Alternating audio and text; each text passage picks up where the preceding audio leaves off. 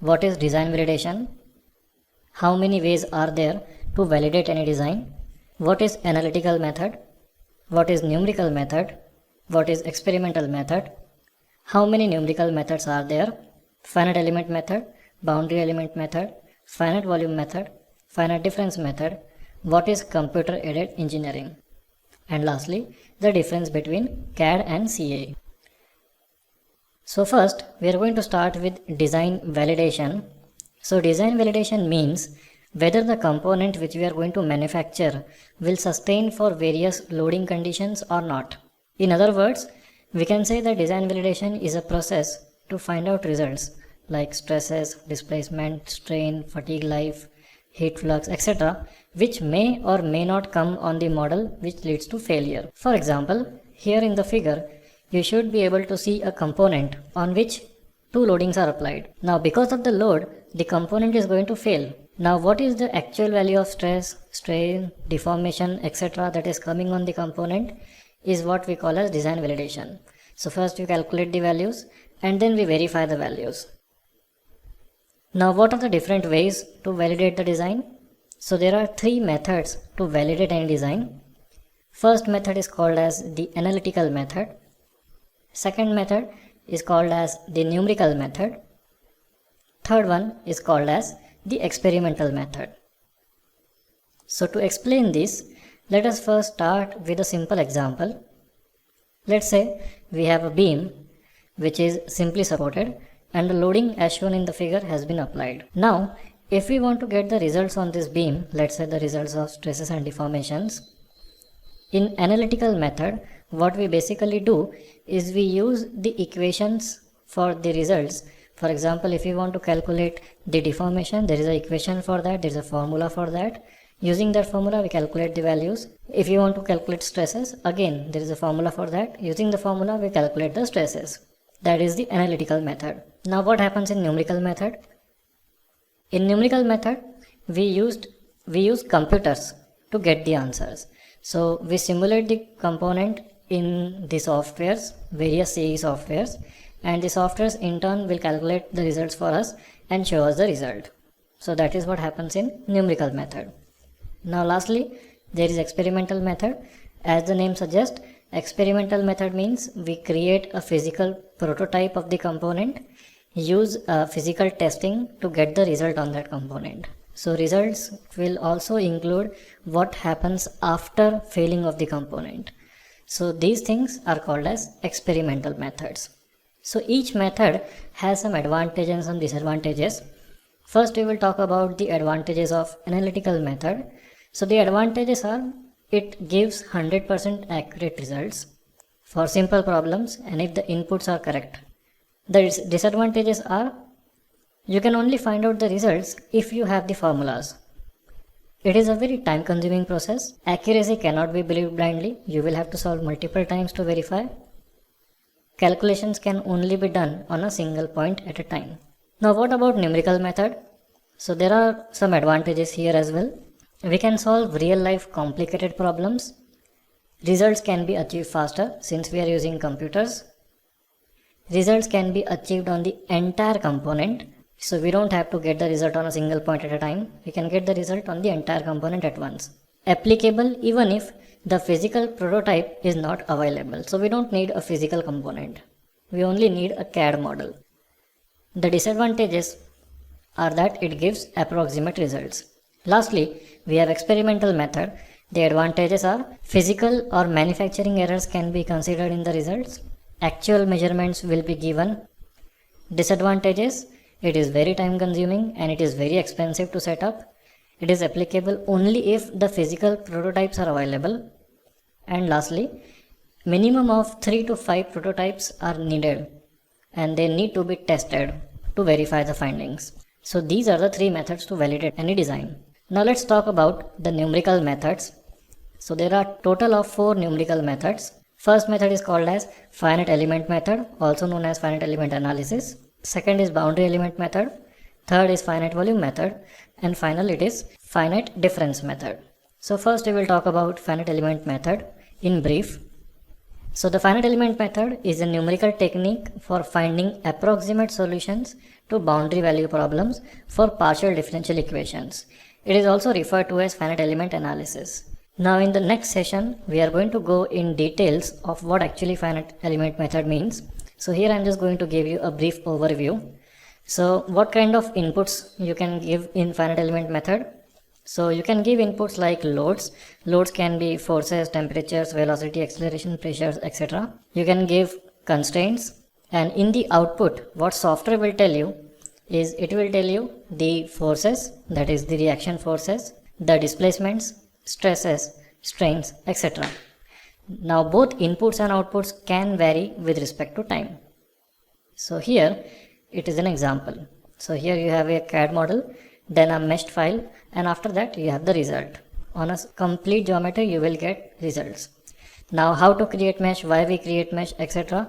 will come in the next session. Next method we have is boundary element method. So boundary element method is most often used as an engineering aid, similar to the more common finite element method.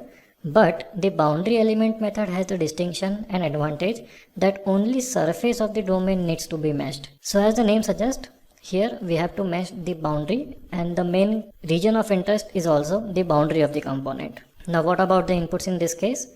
In this case, you can define inputs like loads. So loads can be again forces, pressure, velocity, acceleration, etc. You can also define constraints. In the output, software will tell you again the forces, strains, stresses, displacements, etc. Here, the inputs and outputs can vary with respect to the frequencies. Now, a simple example of boundary element method is, let's say, a car door. Here, the car door is going to vibrate, and because of that vibration, it is going to produce some sound. So if you're traveling in a car, you hear some outside sounds also. That is because of the vibration. So boundary element method is like the best method to deal with the vibration, since it is going to cover the entire boundary of the component. So a common example is vibration, harshness, or noise, also called as NVH. Third method, the finite volume method. Most computational fluid dynamics softwares are based on finite volume method. The unit volume is considered in this method, similar to element in finite element analysis. Variable properties at the nodes include pressure, velocity, area, mass, etc. It is based on Navier-Stokes equations. Now, what kind of inputs can you give here? In this case, you can give inputs like velocity of the fluid, pressure on the fluid, mass flow rate of the fluid, temperatures, etc. etc.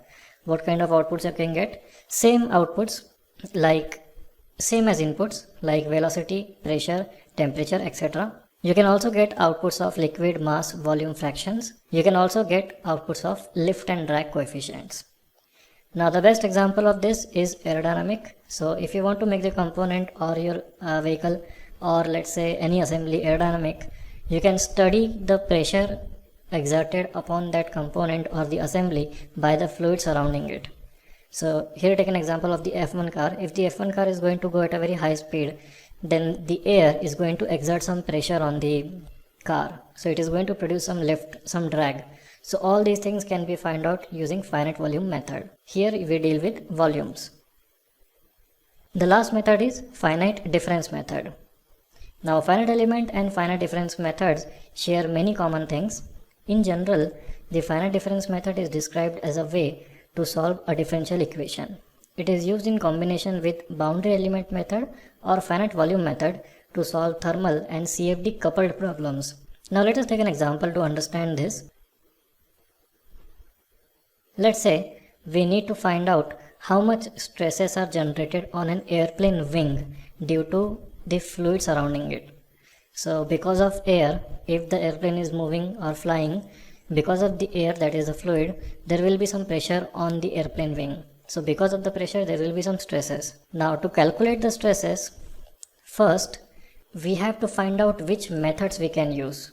So air is a volume, so if you want to solve it, we will use finite volume method.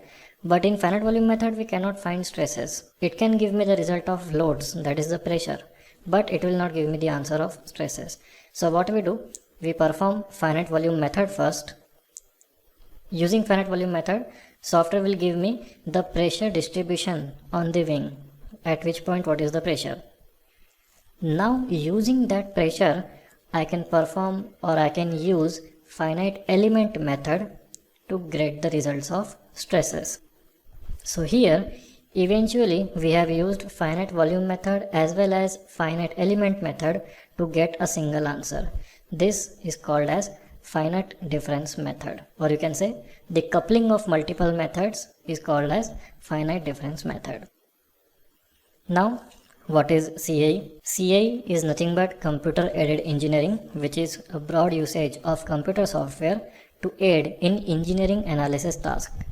It includes finite element analysis, CFD, multivariate dynamics, optimization, etc. Now CAE retrieves description and geometry from a CAD database. It is used in almost every industry such as aerospace, automobile manufacturing. It depends on CAD. Now what is the difference between CAD and CAE? So CAD is about creating or generating a 3D model, also called as a design. CAE is about testing the design's characteristics like the strength of the design, the fatigue of the design, etc. using engineering methods. To understand this, let's take a simple example of a bridge. If you want to analyze the bridge or if you want to simulate the bridge, what you have to do is first you have to create a CAD model of the bridge. Then open up the CAD model in a CAE software like Hypermesh or ANSYS. Once you open up the model, then create a mesh. Once you create the mesh, define some loading conditions and the boundary conditions where the bridge is fixed and where the load is going to come at the center, at the ends, etc. Once you define these things and once you solve, the software will show you the results. So this is how it will show you the results. This is a basic CAE process. Thanks a lot for attending session 1. In session 2, we are going to cover what is FEA